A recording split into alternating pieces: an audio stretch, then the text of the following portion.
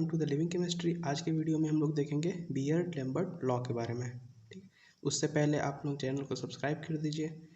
तो beer-Lambert law क्या बोलता है कि हम लोग किसी सैंपल का स्पेक्ट्रोस्कोपिक जब स्टडी करते हैं तो उसको एक ट्यूब में रखते हैं। ठीक है, जो सैंपल होता है उसको हम लोग एक ट्यूब में रख लेते हैं। ठीक, फिर उस पर हम लोग क्या करते हैं, डिफरेंट वेवलेंथ का लाइट उस पर ट्रांसमिट करते हैं। ठीक, जब यहाँ से लाइट को पास करते हैं तो जो हम लोग का इंसिडेंट लाइट होता है, ठीक है, इंसिडेंट लाइट जो होता है वो इस पाथ से ट्रेवल करने के बाद जो हम लोग को मिलता है ट्रांसमिटेड लाइट, वो दोनों का वो इंटेंसिटी क्या होता है, डिफरेंट होता है। तो ये बोलता है कि जब इसको लाइट को ट्रांसफ़र किया जाता है यहाँ से, तो ये जो सैंपल होता है वो कुछ एब्जॉर्ब कर लेता है, कुछ एनर्जी को क्या कर लेता है, एब्जॉर्ब कर लेता है। तो ठीक है, तो एब्जॉर्ब कर लेता है, तो इसमें आता है फैक्टर एब्जॉर्बेंस। तो हम लोग बियर-लैम्बर्ट लॉ में ही एब्जॉर्बेंस का बात करते हैं कि कोई सैंपल कितना एब्जॉर्ब कर रहा है, कितना अमाउंट ऑफ लाइट को एब्जॉर्ब कर रहा है। ठीक है, तो ये जो एब्जॉर्ब करता है वो डिपेंड करता है दो फैक्टर पे। एक तो उसके कंसंट्रेशन पे, जो हम लोग का सैंपल है, ठीक, इसमें जो सैंपल भरा हुआ है उसका कंसंट्रेशन कितना है।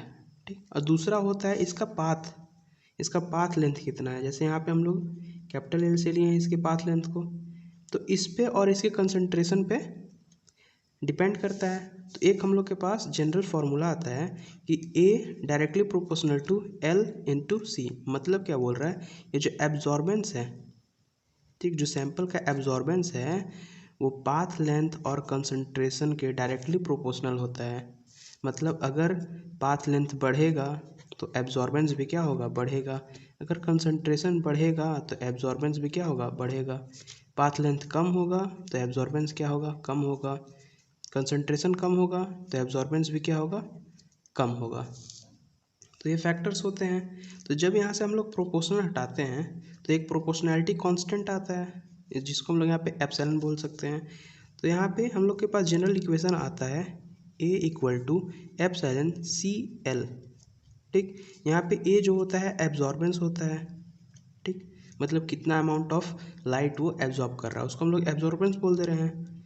फिर एप्सिलॉन होता है मोलर एक्सटिंक्शन कोएफिशिएंट।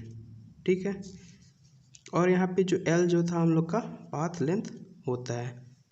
ठीक, जब हम लोग बात करते हैं एब्जॉर्बेंस जो होता है वो किसके रेशियो के इक्वल होता है, किसके रेशियो के इक्वल होता है, जो हम लोग का इंसिडेंट लाइट होता है। ठीक, इंसिडेंट लाइट और ट्रांसमिटेड लाइट इन दोनों के रेशियो के इक्वल होता है। मतलब जो हम लोग का एब्जॉर्बेंस है यहाँ पे वो लॉग, ठीक है, log 10 बेस I0/I के इक्वल होता है। मतलब इंसिडेंट लाइट और ट्रांसमिटेड लाइट के रेशियो के इक्वल होता है। तो आई होप आपको वीडियो अच्छा लगा हो, और अच्छा लगा हो तो लाइक कर दीजिए और चैनल को सब्सक्राइब कर दीजिए। Thank you.